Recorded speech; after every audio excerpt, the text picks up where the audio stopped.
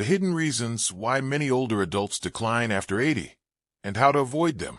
The years after 80 can feel like an unexpected turning point. Even those who were once vibrant, sharp, and independent often begin to slow down, not just physically, but mentally and emotionally. Many assume this decline is inevitable, just how aging works. But the truth is far more complex.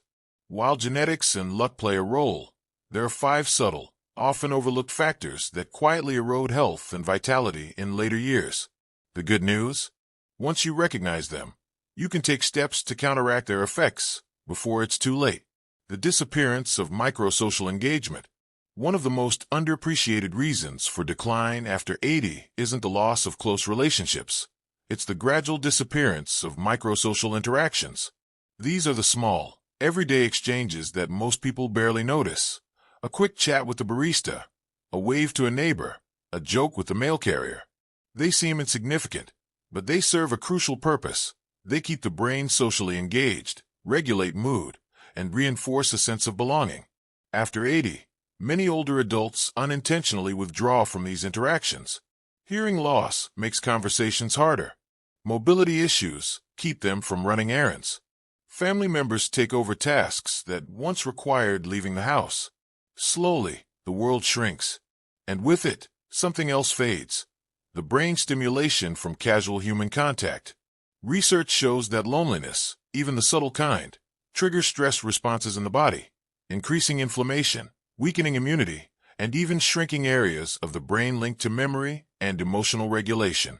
The antidote? Stay in the rhythm of small social exchanges.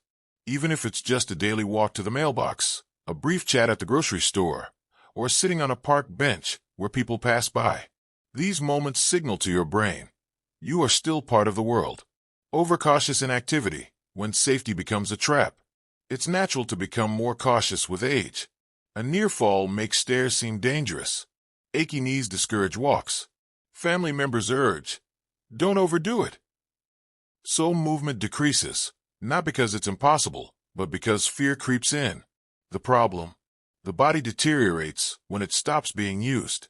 Muscle loss accelerates. Balance weakens. Coordination falters. What starts as playing it safe becomes a self-fulfilling prophecy. Less movement leads to more frailty, which leads to even less movement. The solution isn't recklessness. It's smart, deliberate activity. Use a cane if needed, but keep walking. Do seated exercises if standing is difficult. Modify movements rather than avoiding them entirely. The goal isn't to push through pain, but to prevent the slow, silent decline that comes from doing nothing at all. Disrupted sleep cycles from poor light exposure. Sleep problems often increase after 80, but the culprit isn't always aging itself. It's disrupted circadian rhythms. The body's internal clock relies on natural light to regulate sleep, mood, and even metabolism.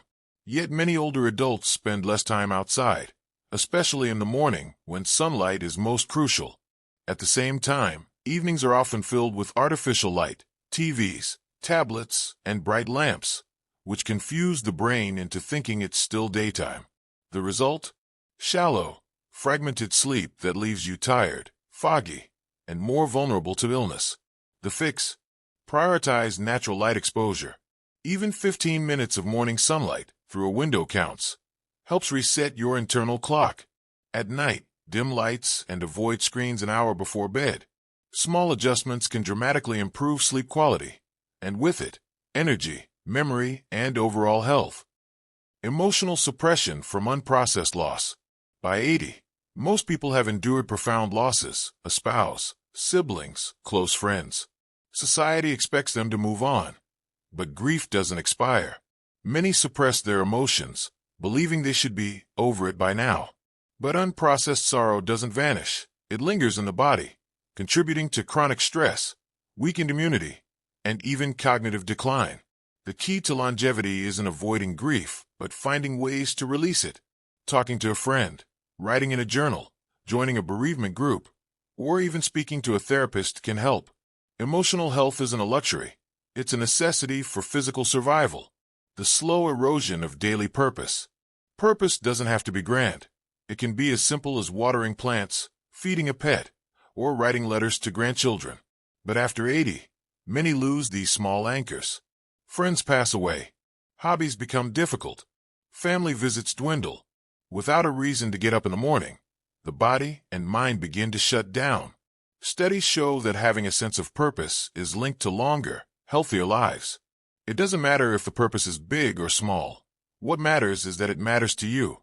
Whether it's a daily walk, a volunteer role, or a phone call to check on a friend, structure and meaning keep the mind engaged and the body motivated. Final thoughts: small shifts, big impact. Decline after 80 isn't inevitable. It's often the result of slow, subtle changes that go unnoticed until it's too late. But the reverse is also true. Small, consistent actions can preserve vitality far longer than most people expect. Stay socially engaged, even in tiny ways. Keep moving, even if it's modified. Prioritize natural light and good sleep. Process grief instead of burying it. Cultivate daily purpose, no matter how small. Aging well isn't about defying biology. It's about working with it. The body and mind thrive when given reasons to keep going. So ask yourself today, which of these 5 factors needs my attention?